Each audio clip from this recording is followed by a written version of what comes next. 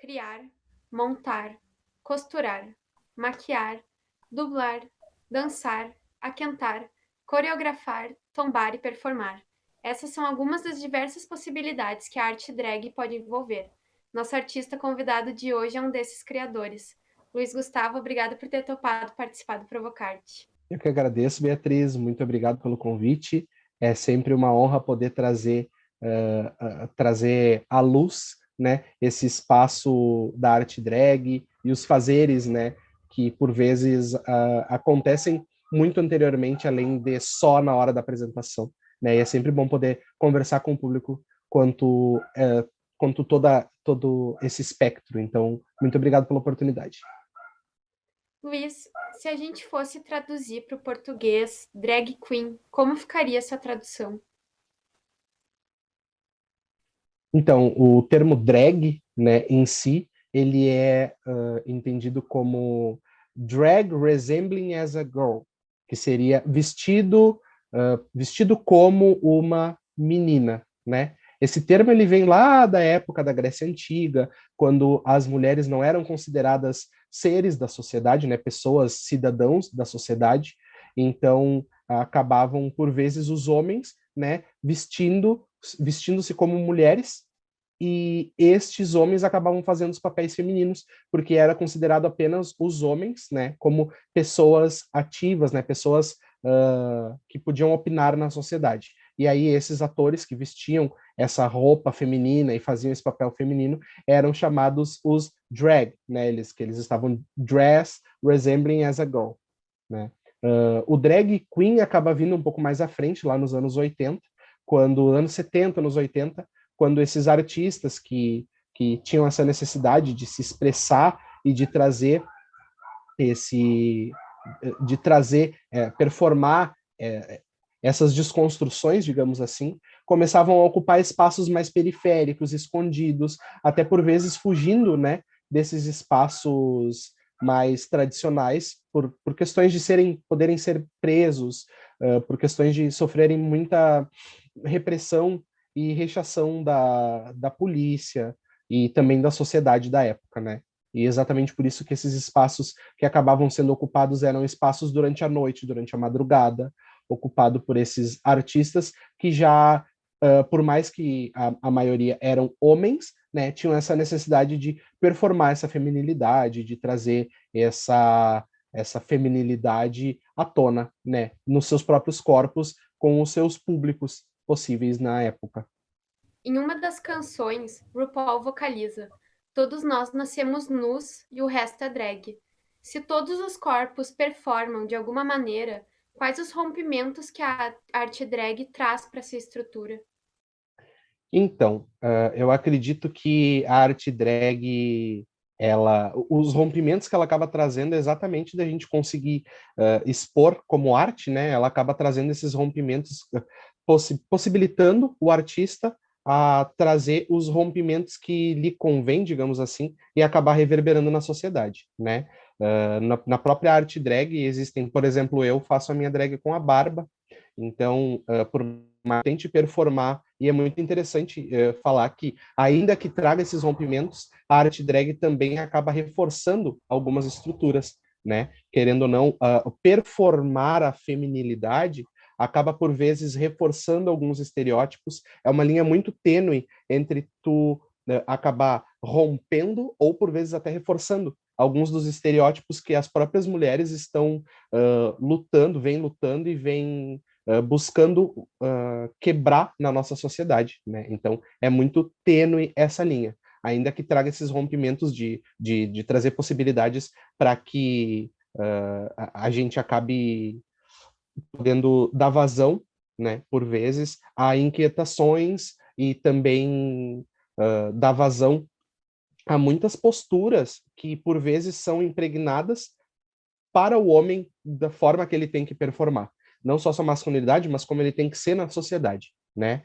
A Loli, né? Em quais habilidades é que ela desenvolve as potências? Como tu desenvolve ela?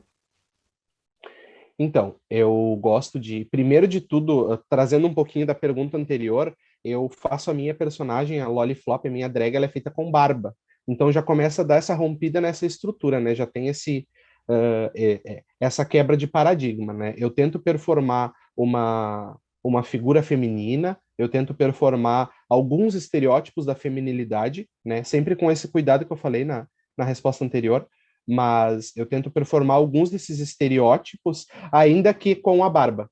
Então, eu acabo tentando trazer essa quebra, essa ruptura de que tem essa feminilidade, tem algumas questões do feminino, mas ainda tem a barba, que é algo que é dito como masculino, né? Que é encarado como masculino.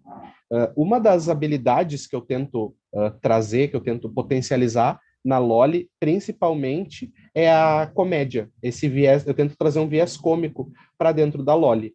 Eu tento sempre trazer irreverência, trazer comicidade, né? Também já utilizando acaba que a utilização da barba acaba pressupondo, acaba permitindo, digamos assim, uma análise um pouco mais cômica, né?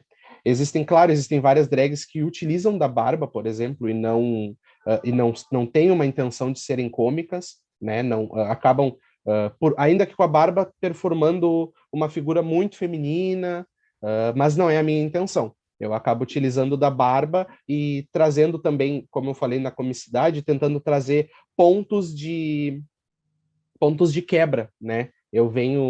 Por eu vir do teatro, eu trabalhei bastante a linguagem clownesca, a linguagem do palhaço, então eu sempre tento essa criação de expectativa e a quebra dela. Cria uma expectativa e quebra ela. Então tá muito doce, muito meiga, sendo muito simpática, querida, e do nada dá um grito, dá um estouro. Então, trazendo esses truques cômicos, digamos assim. E é uma das habilidades que eu mais acabo tentando trazer para minha drag. E algumas outras coisas se fazem necessárias, né? Treinar maquiagem, treinar penteados, elaboração de figurino. Algumas acabam se apresentando necessárias e, por vezes, a gente não tem as condições de colocar em prática, como, por exemplo, a criação de figurinos. Por várias vezes eu já precisei, eu encontrei a necessidade de ter alguns figurinos os quais eu não tinha acesso, e pensar, eu poderia produzir com isso, produzir com aquilo, mas ainda que haja essa necessidade, eu não coloco em prática, né? Essa questão da costura, por exemplo. Algumas outras habilidades se fazem necessárias e tu consegue colocar em frente. Desenvolvimento de maquiagem, criação de penteados, por exemplo, materiais alternativos que tu pode utilizar para fazer cada coisa, né? Cada uma dessas habilidades, né? E eu acho que é mais ou menos isso. O que o Luiz tem de diferente da Loli? Nossa, por muito tempo no início da minha trajetória enquanto drag, eu tentava diferenciar muito um do outro, assim. Tentar tratar a Loli como um personagem a ponto de, enquanto eu estou montado, eu não falar como Luiz. Eu só falar, inclusive se eu falava no Luiz como se fosse uma terceira pessoa, né? Com o tempo, eu acredito que vai se aproximando mais, né? Essa persona de mim acaba se aproximando cada vez mais, né? Até num ponto de que para mim já é muito mais confortável eu conseguir, se precisar, eu não tenho mais essa necessidade de trazer essa terceira pessoa como já foi anteriormente, por exemplo. Eu acredito que algo que o Luiz tem diferente da Loli é que eu, por vezes, eu penso muito para falar e em que objetivos eu quero chegar com aquilo, digamos assim. Enquanto, como Loli, eu acabo aproveitando para dar um pouco mais de vazão e eu vejo que a minha forma de pensar, de encarar o que está acontecendo é um pouco mais... o objetivo é diferente. Enquanto eu estou pensando, quando eu estou de Luiz, digamos assim, eu estou pensando em falar algo, eu tenho meus objetivos ao passo que quando eu estou de Loli, eu sinto que o meu objetivo é fazer graça, é encontrar o momento, né, que eu posso, encontrar onde que a pessoa deixou a casca de banana para eu poder ir lá pisar nela e escorregar. É eu encontrar o momento que a pessoa deixou um degrauzinho mais acima para eu ir ali e tropeçar nele. Então, é sempre tentando buscar essa comicidade, né? Tentando trazer e ocasionar o riso ao meu público, né? Seja ele em qual situação nós estivermos, digamos assim, né? Geralmente nas ruas, nas festas, em apresentações de eventos ou em apresentações em baladas e agora durante a pandemia em lives, né, das formas que a gente consegue acabar se aproximando do público. E também alguns concursos, né, de Instagram, que eu acabei, porventura, participando, e que também fizeram parte e representaram bastante nessa minha trajetória, ainda mais nesse período de pandemia. Tu acredita que nós vemos as coisas do jeito que elas são ou do jeito que nós somos? Se eu acredito que a gente vê as coisas do jeito que elas são, do jeito que nós... Eu acredito que a forma que a gente vê as coisas está tendenciada ao que nós somos. Como assim? Eu acredito que a forma que a gente encara as coisas, ela, por vezes, passa pelo filtro de quem nós somos ou do que nos constitui na nossa trajetória, né? Na nossa trajetória de vida. Então, eu acredito que é um pouco de cada um, assim. Eu acredito que as coisas, elas se apresentam de uma forma, mas a forma que nós encaramos ou a forma que nós damos ênfase ou atenção para o que as coisas, da forma que as coisas estão se apresentando, elas vão muito do que nos constituem, né? Do que nos transforma em que nós somos, das nossas crenças, do que a gente aprendeu anteriormente, dos nossos pré-conceitos, dos nossos conceitos já formados, né? Ou das desconstruções que a gente está disposto ou não a passar a partir dos nossos preconceitos, né? O que é ser extraordinário? Eu acredito que, bom, literalmente falando, ser extraordinário é fugir da ordem, né? É ser além dessa ordem, né? Por vezes a gente tem uma questão de juntar o extraordinário com o fantástico, né? Por vezes acaba até colocando uma expectativa nesse extraordinário. Mas eu acredito que ser extraordinário vem um pouco também de, como é que eu posso dizer? Talvez necessite um pouco de tu trazer uma originalidade, tu trazer algo diferente do que já vem sendo trazido, né? E assim, eu acredito que ninguém tem a obrigação de ser extraordinário. Eu acredito que muitas pessoas conseguem ser maravilhosas, né? Ter bons desempenhos, reproduzindo o que já é feito. Eu acredito nisso, mas ao mesmo tempo eu acredito que se tu consegue ser extraordinário, seja dentro das tuas expectativas ou fora delas, eu acredito que é mais inventivo, e esse tipo de extraordinário me apetece mais, assim, me chama mais atenção. A cantora e drag, né, Glória Groove, colocou o dedo da ferida quando ela disse: consumação não paga peruca. Quais os avanços tu percebes no cenário artístico, né, e o que precisa avançar para que haja um reconhecimento monetário justo? Bom, eu acredito que Santa Maria já esteve numa eu acredito que Santa Maria já esteve numa fase melhor, digamos assim, para o fazer drag aqui na nossa cidade. Falando bem, dando uma encolhida mais pro espaço de Santa Maria, assim. Eu acredito que nós já tivemos mais espaços, por vezes drag queens, por sua maioria, né, arte drag, vamos colocar assim, porque em Santa Maria nós temos drag queens, né, que performam o feminino, drag kings, que performam o masculino, assim como também temos drag queers, né, que não tentam performar nem o masculino nem o feminino, mas algo híbrido ou além desses estereótipos, né? Eu acredito que Santa Maria já foi um espaço que procurou mais pela arte drag, que já teve mais vontade de inserir a arte drag nos seus espaços, né? Eu acredito que hoje em dia, com o fechamento de algumas casas de festa, com a redução de alguns espaços, e tudo isso que eu falo é anterior à pandemia, né? Eu acredito que a redução desses espaços acabou por dificultar bastante que a arte drag continuasse sendo valorizada aqui na nossa cidade. Na época que nós tínhamos outras casas de festa, na época que nós tínhamos outras festas acontecendo, e essas festas chamavam atenção, vai ter uma drag performando. Eu vou na festa porque eu gosto muito de ver fulana apresentando. Eu vou na festa porque vai ter show da fulana, da ciclana e da beltrana. Tudo isso acabava chamando o público, acabava fazendo com que os organizadores, né, empresários, responsáveis por festas, acabassem chamando, né, esses artistas para trabalharem, para performarem, ou para apresentar a festa, ou para servir drink durante a festa, entre tantas outras possibilidades que aí ia também da criatividade, não só da drag, como também dos organizadores, né? Mas já foi...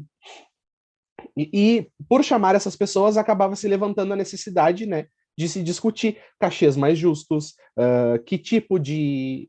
O que mais eu preciso providenciar enquanto organizador para que o teu trabalho seja seguro, seja digno, seja bem pago, né? Eu posso dizer que eu tenho 5 anos e meio de trajetória aqui na nossa cidade e eu posso dizer que eu já fui chamado para trabalhar em vários locais e em várias formas. Eu já fui chamado para trabalhar como apresentador de evento num museu, eu já fui chamado para performar em festas, já fui chamado para apresentar festas também, já fui chamado para recepcionar o público na frente de festa, também para apresentar eventos de Miss, já fui chamado também. Então, eu posso dizer que eu tenho o privilégio de já ter sido chamado várias vezes, né, para trabalhar.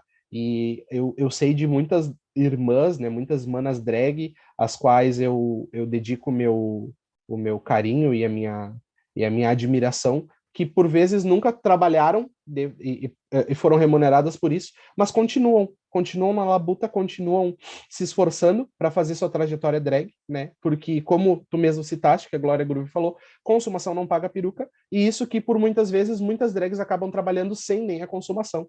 De dizer, eu vou organizar a minha festa aqui, vai ter um espaço para performar. Tu quer performar? E aí a drag, além de estar pagando todo o seu material, de estar pagando todos a maquiagem, a peruca, a roupa, às vezes ensaiando 2, 3, 4, 5 vezes aquela performance para fazer, ainda ter que pagar o táxi para ir, para voltar do próprio local, porque estar montado em drag te vulnerabiliza, por exemplo, para acabar te expondo a um transporte público, ainda que é importante ressaltar que muitas manas fazem isso também, mas o que não deixa de ser perigoso. Então, eu acredito que por vezes, essa falta de possibilidades, essa falta de espaços, falta de locais chamando a gente para trabalhar, também reduz, acaba encolhendo a discussão, fazendo a discussão ficar menos calorosa, menos presente na nossa sociedade, né? Enquanto comunidade artística de Santa Maria. Santa Maria, né, é um polo cultural desses eventos e festas dedicadas à arte drag e toda a comunidade LGBTQI+, né? E um exemplo disso é a Bafo. Como tem sido manter viva essa cultura diante das condições atuais? Bom, é importante ressaltar que a Bafo, ela vem, né, e ela foi criada a partir exatamente dessa inquietação de que, por vezes, quem era chamada, as manas que eram chamadas para apresentar em festas, eram irmãs drag já consagradas no nosso espaço em Santa Maria, né? Consagradas no nosso meio, já manas que já tinham um tempo de trajetória, que já tinham performado em outros lugares e que, assim como manas mais novas, tinham tido a oportunidade no momento anterior, né?